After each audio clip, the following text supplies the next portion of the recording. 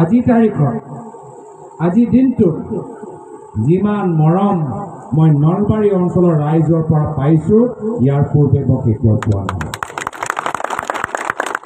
মই তাৰ বাবে নলবাৰী অঞ্চলৰ ৰাইজৰ প্ৰতি কৃতজ্ঞ।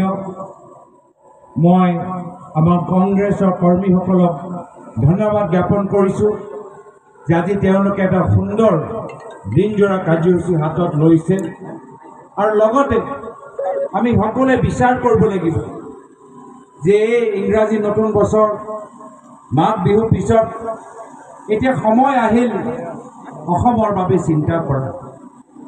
নিজৰ বাবে নহয়, নিজৰ ল'ৰা ছোৱালীৰ ভৱিষ্যতৰ বাবে, নিজৰ গাঁৱৰ অঞ্চলৰ বাবে, নিজৰ জাতিৰ বাবে, নিজৰ ভাষাৰ বাবে, নিজৰ সংস্কৃতিৰ বাবে।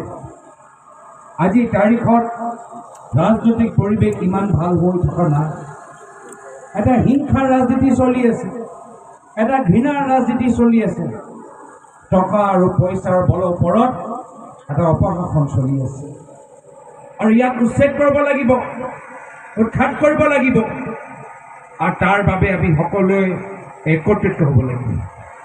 আমি নিজৰ চিন্তা এৰি সমাজৰ বাবে চিন্তা কৰিব লাগিব, খেতিয়কসকলৰ বাবে চিন্তা কৰিব লাগিব, শিল্পীসকলৰ বাবে চিন্তা কৰিব লাগিব, শিপিনীসকলৰ বাবে চিন্তা কৰিব লাগিব।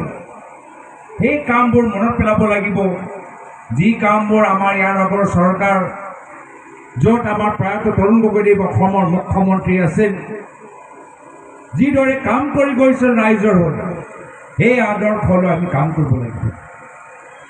মনত আছে প্ৰয়াত তৰুণ গগৈদেৱ সদায় অসমৰ ৰোৱনী বোৱনী কথা কৈছিল, অসমৰ ছাত্ৰ ছাত্ৰীসকলৰ কথা কৈছিল, অসমৰ শ্ৰমিকসকলৰ কথা কৈছিল।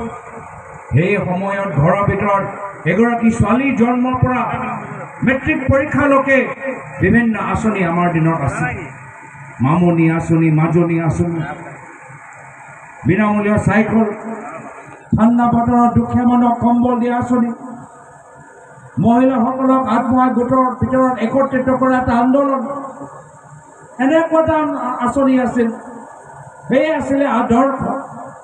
কিন্তু আজিৰ তাৰিখত আমি কি দেখা পাইছোঁ যে ৰাজনীতি হৈ গৈছে সমাজৰ বিকাশৰ নহয়, নিজৰ বিকাশৰ লোৱা এটা মাধ্যম। আজি আমি দেখা পাইছোঁ চাৰিওফালে আজি অবৈধ চিণ্ডিকেট, কয়লা চিণ্ডিকেট, পাথৰ চিণ্ডিকেট, শিলৰ চিণ্ডিকেট, চুপাৰী চিণ্ডিকেট। অসমৰ ভিতৰত ইমান চিণ্ডিকেট কিয় বৃদ্ধি পাইছে? তাৰ এটাই কাৰণ যে তেওঁলোকক ৰাজনৈতিকভাৱে আশীৰ্বাদ দিয়া গৈছে। আজি উমৰাং চাওক, আজি শ্ৰমিকসকলৰ আজি তেওঁলোকে যাৰ প্ৰাণ হেৰুৱাবলৈ হ'ল, এই অবৈধ চিণ্ডিকেটৰ দায়িত্ব কোনে ল'ব লাগে? এই অসমৰ মুখ্যমন্ত্ৰী হিমন্ত বিশ্ব শৰ্মা ডাঙৰীয়াই ল'ব লাগে। আজি তেওঁ বিদেশত গৈছে কিন্তু উমৰাংচল যাবলৈ সময় পোৱা নাই।